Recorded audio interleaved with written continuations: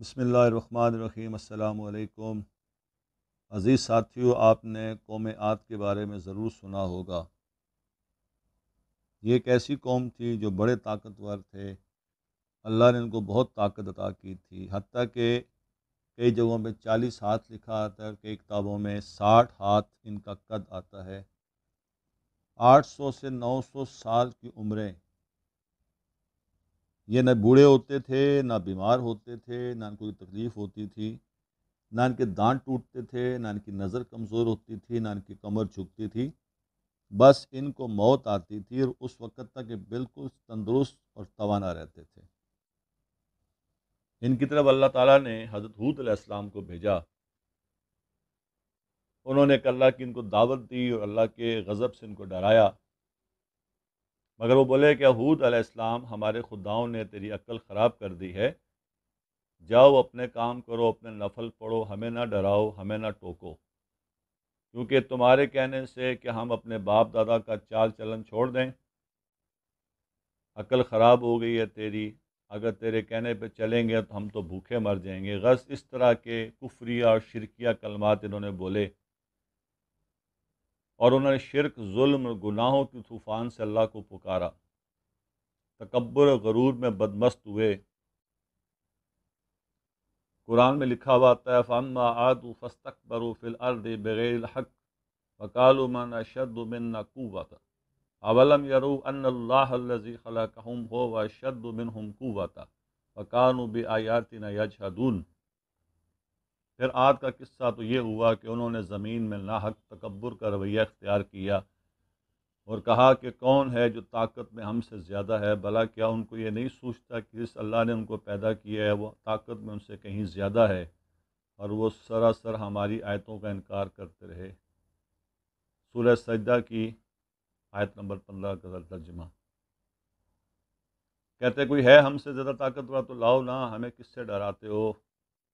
تو غرض اللہ نے قحط بھیجا، بھوک لگی، سارا غلہ کھا گئے، مال مویشی بھی کھا گئے، حرام پر آ گئے تو چوہے بلی کتے سب کھا گئے، سانپ کھا گئے، درخت گرا کر ان کے پتے بھی کھا گئے، نہ بھوک ان کی مٹی، نہ بارش ہوئی، نہ قطرہ گرا، نہ غلہ اگا۔ پھر تنگ آ کر اپنا ایک وفد بیت اللہ بھیجا، اور ان کا دستور تھا کہ جب مصیبت آتی اوپر والے کو پکارتے، جب دور ہو جاتی تو دوبارہ بتوں کی پوجا شروع کر دیتے۔ بیت اللہ وفد گیا ضرور، اور کہا کہ ہمارے لیے اللہ سے دعا کرو کہ بارش برسائے۔ تو اللہ رب العالمین نے 3 بادل بھیجے، کالا، سفید اور سرخ۔ اللہ رب العالمین نے فرمایا کہ ان میں سے کسی ایک کا انتخاب کرو۔ انہوں نے آپس میں مشورہ کیا کہ سرخ میں تو ہوا ہوتی ہے، سفید خالی ہوتا ہے، کالے میں پانی ہوتا ہے، کالا مانگ لیتے ہیں۔ اللہ نے فرمایا کہ واپس پہنچو، بادل بھیجتا ہوں۔ وہ خوشی خوشی واپس اپنے گھروں کو آئے، ایک میدان میں جمع ہو گئے۔ بادل آیا، وہ ناچنے لگے، اب بارش ہوگی، قحط مٹے گا، کھانے کو کچھ ملے گا۔ ان بدبختوں کو کیا پتہ تھا کہ وہ بارش نہیں، اللہ کا عذاب ہے جو تم ہود علیہ السلام سے کہتے تھے کہ لے آؤ، جس سے ہم کو ڈراتے ہو۔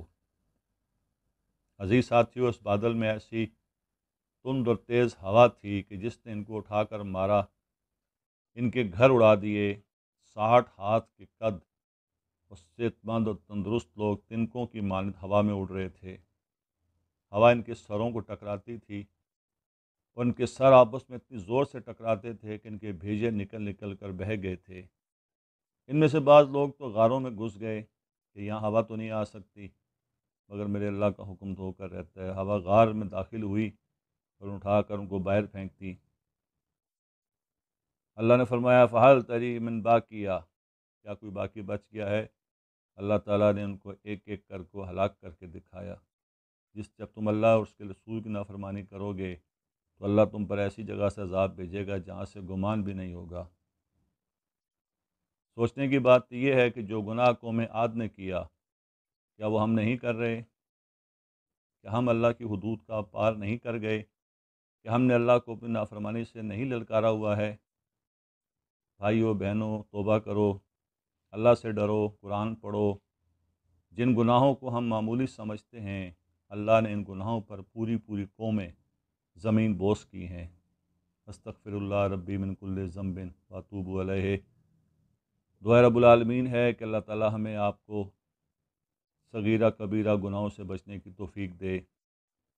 اس رمضان کی جاتی ہوئی گھڑیوں کی تو اللہ تعالی ہمارے تمام گناہوں کو بخش دے، ہمیں نیکی کرنے کی توفیق دے تو برائی سے بچا لے۔